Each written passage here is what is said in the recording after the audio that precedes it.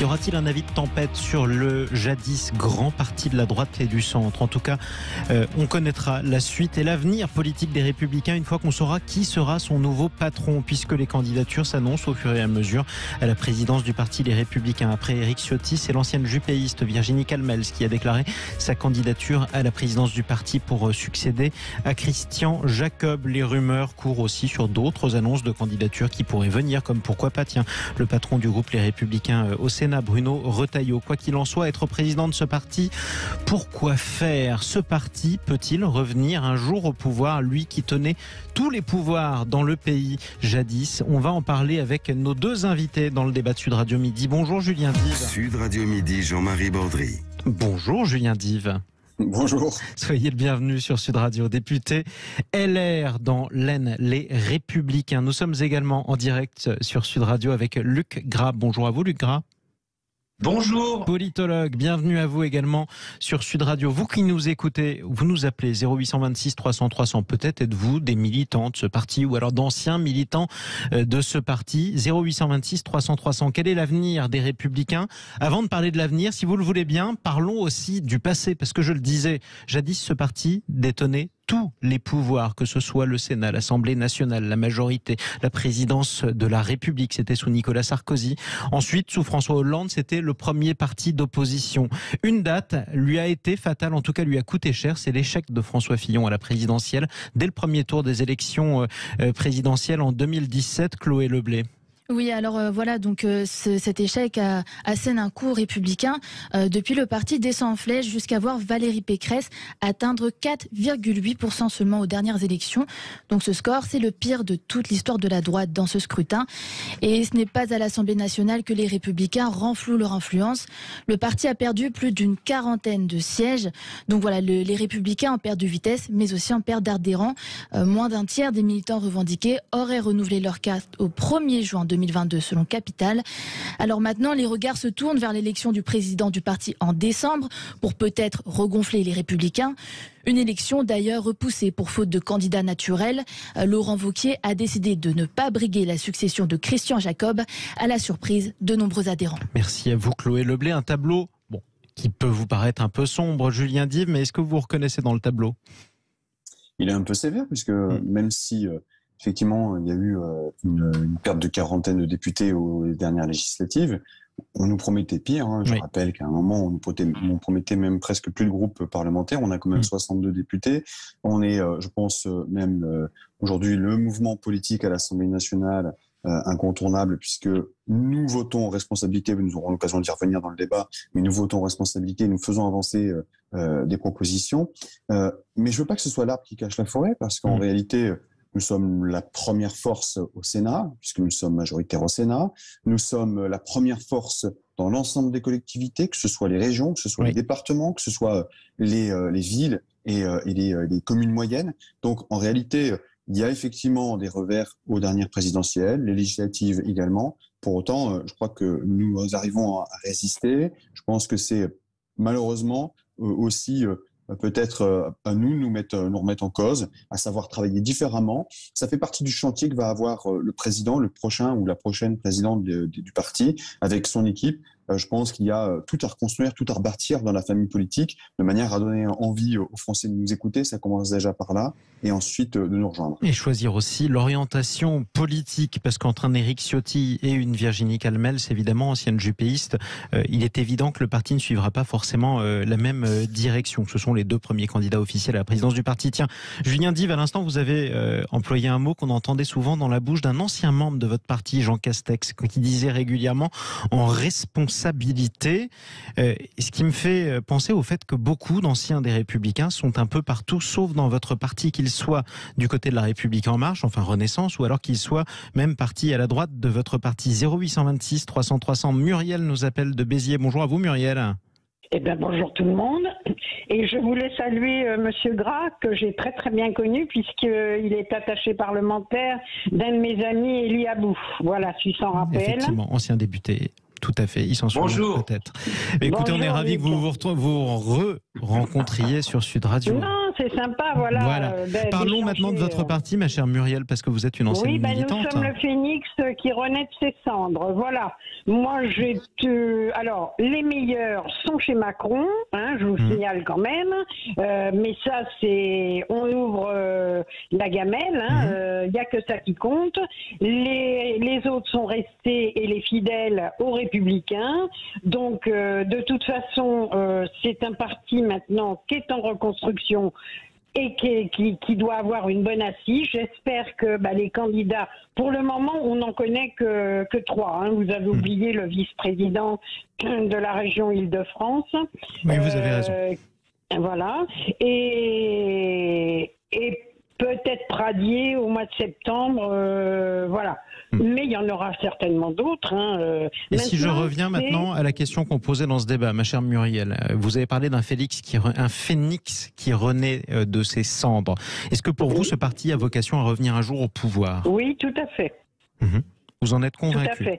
Oui, parce que nous sommes gaullistes, nous avons des valeurs, nous avons dirigé, nous savons faire. Alors, c'est pas prétentieux quand je dis nous. Hein, je m'associe. Vous avez le droit d'y croire, c'est normal. Écoutez, vous en faites partie. Et donc, non, il suffit maintenant de choisir la ligne que l'on veut. Exactement. Eh ben, on va en parler de cette ligne avec nos deux invités. Merci à vous, Muriel. Du côté de Béziers, vous nous rappelez quand vous voulez au 0826 300 300. On vous embrasse bien fort. Luc Gras, la ligne, justement. Quelle ligne pour le parti Les Républicains? Un parti plus à droite avec un Éric Ciotti, un parti moins à droite avec une Virginie Calmels. Quel parti? Bien, pour sortir de cette alternative, il y a effectivement une ligne politique possible. Encore faut-il vouloir l'emprunter. Il y a place en France, chacun le sait, pour une droite populaire et sociale. Toute la question, c'est qu'on est dans une sorte de course contre la montre. Est-ce que les Républicains vont renaître de leur cendre, comme il était dit, pour réincarner cette droite qui était finalement l'ancienne droite RPR? Ou bien est-ce que le Rassemblement national, qui a bien compris qu'il existait une ligne de ce côté-là, et notamment animée par Sébastien Chenu, qui est un ancien de cette famille politique, eh bien, il y a une course contre la montre. Le RN a pris un peu d'avance, là, manifestement. LR n'est pas condamné, mais LR doit impérativement et très rapidement revenir sur cette ligne qui correspond à la France, qui a toujours existé dans la vie politique française. C'est-à-dire une droite populaire et sociale, c'est-à-dire en économie, une droite libérale mais tempérée, sociale, avec notamment ce projet qui n'a jamais véritablement été réalisé par d'autres que les gaullistes, qui est la participation, c'est-à-dire développer la participation dans l'entreprise, associer le capital et le travail, premier point pour l'économie. Deuxième point, en politique étrangère, une ligne d'indépendance nationale, ce qui ne veut pas dire de collusion ni avec les Américains ni avec Poutine. C'est en gros une politique qui vise à permettre au peuple de choisir leur destin. Ça, c'est le deuxième point. Et le troisième point, c'est évidemment celui d'une pratique politique totalement désintéressée au service de la nation, la reconnaissance que dans la nation, on puise la source de son inspiration. Voilà le projet politique, il existe. Celui qui porte ce projet politique demain, qu'il soit à RN, qu'il soit à LR, qu'il soit ailleurs, a beaucoup de chances de rencontrer le suffrage des Français. Julien Dié, vous êtes toujours avec nous, je le rappelle, député Les Républicains de l'Aisne, on est dans les Hauts-de-France. Est-ce que vous vous reconnaissez dans cet aveu d'optimisme formulé à la fois par notre auditrice de Béziers, Muriel, et à la fois par notre invité, Luc Gras? Bien sûr, je me reconnais parfaitement. Je défends cette ligne-là d'ailleurs sur la question sociale, mais je ne suis pas le seul, nous sommes plusieurs. Il y a toute une génération de jeunes élus, et pas uniquement. Quand je dis jeunes élus, ce n'est pas une question d'âge, une question de mandat, de prise de fonction, qui correspondent tout à fait à cette vision que doivent incarner les Républicains, que doit incarner la droite. Je dis la droite en général parce que je pense qu'il y a tout à rebâtir. Oui. Quand je disais qu'il y avait à rebâtir tout à l'heure, c'était la méthode, la manière de faire. C'est le nom aussi. Je pense que la politique, c'est aussi des images, des symboles, symbole du marketing en 2022 et le nom est important. Pourtant, il a changé souvent de nom. Oui, je sais. On est passé du RPR, le Rassemblement pour la République, à l'UMP, l'Union pour un mouvement populaire, ensuite aux Républicains. C'est pas grave, c'est pas très grave ça. C'est pas très grave. Ce qui compte, c'est qu'on arrive à donner une image de rafraîchissement avec des idées qui correspondent à ce qu'attendent les Français. Et je pense que la question sociale, mais en même temps ferme, je pense que parler de sécurité, c'est pas être d'extrême droite que de parler de sécurité. Je pense que c'est simplement une des valeurs cardinales des Républicains, la sécurité, notamment en étant ferme avec tous ceux qui défient l'autorité de l'État. Oui. Le travail, le politologue qui s'exprime à l'instant a oublié, mais je pense que c'était pas volontaire, c'était la valeur travail, reconnaître la valeur travail. C'est ça aussi ce que doit et ce qu'incarne la droite. Et je vais vous dire, ce qui compte, ce ne sont pas les intentions, ce qui compte, ce ne sont pas les déclarations, ce sont les actes. Et depuis des mois, les députés des Républicains agissent. Vous parliez de mesures sociales, de mesures populaires. Bien, ceux qui ont monétisé les RTT à l'Assemblée nationale dans le dernier texte pouvoir d'achat, ce sont les Républicains. Ceux qui ont fait avancer pour notre pays la déconjugalisation de l'allocation adulte handicapé, ce sont les Républicains. Ça a été voté de ce sujet poussé par Aurélien Pradier depuis 2 ans. C'est vrai. Et ça a été finalement voté à l'unanimité, mais c'est vrai que c'était porté par la droite. Absolument. Ça fait 2 ans qu'on pousse ce texte. Ça fait 2 ans. Donc, nous avons des réponses concrètes. Des exemples comme ça, j'en ai plusieurs. Je pense véritablement que c'est en parlant de ces questions, à la fois évidemment de sécurité qui correspondent au quotidien des Français, du travail, mais aussi redevenir un parti populaire qui parle à tout le monde, aux classes populaires, aux classes moyennes, aux jeunes, aux gens des villes, aux gens de la campagne. C'est comme ça qu'on redeviendra le parti qui définit finalement un nouveau projet de société pour la France. Mais avec qui aussi, puisque, on le rappelle, un certain nombre d'anciens républicains sont un petit peu partout. Certains sont partis au Rassemblement national, d'autres sont au sein de la majorité. Ce ne sont pas les meilleurs.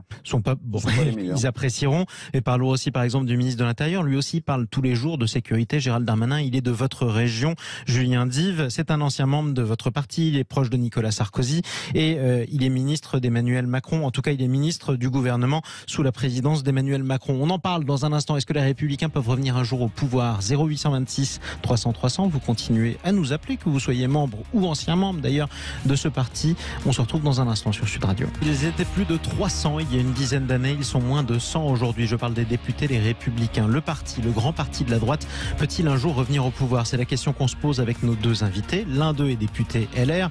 Il s'agit de Julien Dive, député Les Républicains de l'Aisne. Nous sommes également en direct sur Sud Radio avec le politologue Luc Gras. 0826 300 300. Vous êtes nombreux à nous appeler d'ailleurs pour réagir, donner votre avis et interpeller aussi nos invités. D'abord Claudine nous appelle de Niort. Bonjour à vous Claudine. Oui, bonjour Jean-Marie Bordry, bonjour à vous. Bienvenue.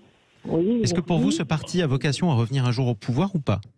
Alors moi déjà je voudrais répondre à votre député là qui vient de dire que c'est pas les meilleurs qui sont partis au RN. Alors il devrait se mordre la langue avant de dire des choses de ce type. On va essayer de le dire gentiment, mais je comprends. Vous regrettez le départ de ceux qui sont partis au RN et vous votez Rassemblement National maintenant alors que vous étiez membre des Républicains auparavant, c'est ça? Moi personnellement, j'ai toujours voté à droite et j'ai toujours voté Chirac et puis après UMP. Mais déjà après 2005, on s'est senti trahi. Le référendum sur la Constitution européenne. Et puis, entre autres choses, la ligne politique moi, je fais partie de la ligne politique de ce gars, ce guiniste. Oui, vous êtes souverainiste. Voilà. Tous les gens comme moi ne peuvent pas vraiment supporter les prises de position que le LR fait actuellement. C'est pas possible. Sur l'Europe, en tout cas. Donc, on va laisser répondre dans un instant. Mais l'Europe, il y a aussi le côté social et le côté gaulliste, parce que quand on se revendique gaulliste, on ne peut pas être à fond européiste comme la plupart tiennent leur discours. Eh bien, en tout cas, Julien Dive vous répondra dans un instant, ma chère Claudine. Le message est passé. Merci à vous de nous avoir appelé au 0826 300 300 depuis Niort. Tiens, au même numéro, on file dans l'Essonne. Bonjour Jean-Claude. Bonjour Sud Radio. Bienvenue. Bonjour à vous. Bienvenue également. Bonjour à vos invités. Et vous aviez justement une question pour nos 2 invités. On vous écoute. J'avais une question, effectivement. Je vais être très clair. Je n'étais pas, entre guillemets, supporter des LR. Mais à mon avis, ce que je considère aujourd'hui, c'est que le LR s'est tiré une balle dans les pieds, dans les deux. comme le Parti socialiste. Et je pense que c'était des frimures pour que M. Macron, qui est un opportuniste mais intelligent, récupère effectivement des personnalités. Alors oui, certes, messieurs le LR, certes, vous êtes encore présents sur le territoire. Vous êtes encore présents au Sénat. Mais in finish, la décision, elle se prend où? Elle se prend à l'Assemblée nationale. Et moi, je vais vous dire, messieurs les LR, je pense, comme messieurs les partis socialistes, parce que je dis messieurs les partis socialistes, parce que au pluriel, est-ce que vous ne trouvez pas que trop, entre guillemets, de courant dans un parti fait qu'effectivement, ce parti, in fine, il ne représente plus grand-chose? Trop de courant, donc vous le trouvez trop divisé. On va en parler d'ailleurs, Jean-Claude. Je vous propose qu'on laisse répondre nos deux invités si ça vous va. Sans problème. Merci beaucoup d'avoir pris la parole au 0826 300 300 depuis l'Essonne. Bon, vous voyez, Julien Dive, beaucoup de questions. Vous êtes d'ailleurs, on va vous laisser répondre d'abord à Claudine qui vous a reproché d'avoir critiqué ceux de vos anciens camarades qui étaient partis au Rassemblement national. C'est très simple. Vous avez deux situations. Soit vous faites le constat d'échec de votre famille politique au scrutin, ce qui est notre cas, puisque nous avons perdu en 17 et en 22. Vous faites ce constat d'échec, vous vous retroussez les manches et vous faites le choix de contribuer au redressement de cette famille politique, la droite républicaine. Je parle pas des LR, simplement, je parle de la droite républicaine. Soit vous fuyez. Et moi, j'ai fait le choix, comme d'autres d'ailleurs, et fort heureusement, de rester, de ne pas fuir et de participer à la reconstruction de la droite républicaine qui s'adressera à l'ensemble des Français. Ça veut dire aborder des questions que soulève Claudine et auxquelles est attachée Claudine et que je rejoins, la question de savoir ce qu'on veut faire de l'Europe. Être gaulliste, et elle a raison de le rappeler, être gaulliste, c'est d'avoir une Europe, défendre une Europe responsable, qui ne part pas, justement, qui ne s'étend pas trop rapidement, ce qui a été le tort de l'Union européenne. Pour autant, l'Europe est aussi une chance en période de guerre. Rappelons juste le contexte de guerre, de conflit aux portes de l'Europe. Donc, je pense qu'il faut savoir être mesuré sur les enjeux européens. Je pense que là-dessus, les Républicains le sont. Sur votre deuxième auditeur, il a raison de rappeler effectivement les décisions se prennent in fine à l'Assemblée nationale. Oui. Mais il n'aura pas échappé à votre auditeur qu'aujourd'hui, il n'y a pas de majorité relative, absolue, à l'Assemblée. Elle est relative. Ça veut dire qu'aujourd'hui, encore une fois, le rôle des Républicains, que ce soit sénateur ou député, est important, il est incontournable. Nous avons fait avancer des amendements qui défendent le pouvoir d'achat des Français, qui sont responsables aussi pour les comptes publics, avec notre groupe de 60, et nous avons réussi à le faire, à faire plier. Oui.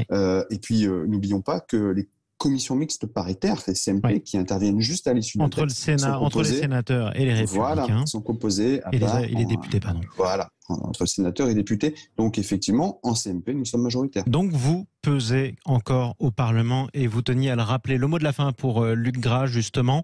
Gardez-vous à droite, gardez-vous à gauche. C'est un petit peu la conclusion qu'on a envie de tirer de ce débat sur les Républicains après avoir entendu tous ceux qui nous ont appelés au 0826 300 300.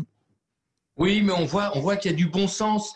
La vraie rupture, vous l'avez dit dans l'introduction, c'est pas 2017, la candidature de Fillon. La vraie rupture, c'est 2002, quand la droite décide de supprimer l'UDF et le RPR. Oui. L'UDF, droite orléaniste, le RPR, droite gaulliste, pour faire une fusion d'un catch-all party, comme aurait dit Charlot par le passé. À partir de là, il n'y avait plus de ligne idéologique très claire. Ça a permis de gagner les élections de 2007 grâce au talent de Nicolas Sarkozy. Et après, ça a été l'hécatombe. Donc, il est absolument, pour répondre à votre question, est-ce qu'il y a un avenir pour LR ? Au-delà, pour une famille néo-gaulienne, oui, mais prenez l'exemple de la valeur travail qui a été évoquée tout à l'heure. Si on dit le travail, il faut travailler plus pour gagner plus, on est dans du libéralisme, c'est du Madelin, c'est pas du néo-gaullisme. Donc c'est très important d'être précis, de faire un travail de fond qui n'a pas été fait aujourd'hui dans ce parti. C'est que le travail, oui, mais le travail ne peut pas aller sans le rapport au capital. Et c'est pourquoi j'avais parlé tout à l'heure, non pas de la valeur travail, mais de la participation gaulliste. Merci à vous, Luc Gras, qu'on entendait à l'instant sur Sud Radio, politologue. Merci à vous également, Julien Dive, député Les Républicains de l'Aisne dans les Hauts-de-France. Et merci à tous ceux qui nous ont appelés au 0826 300 300.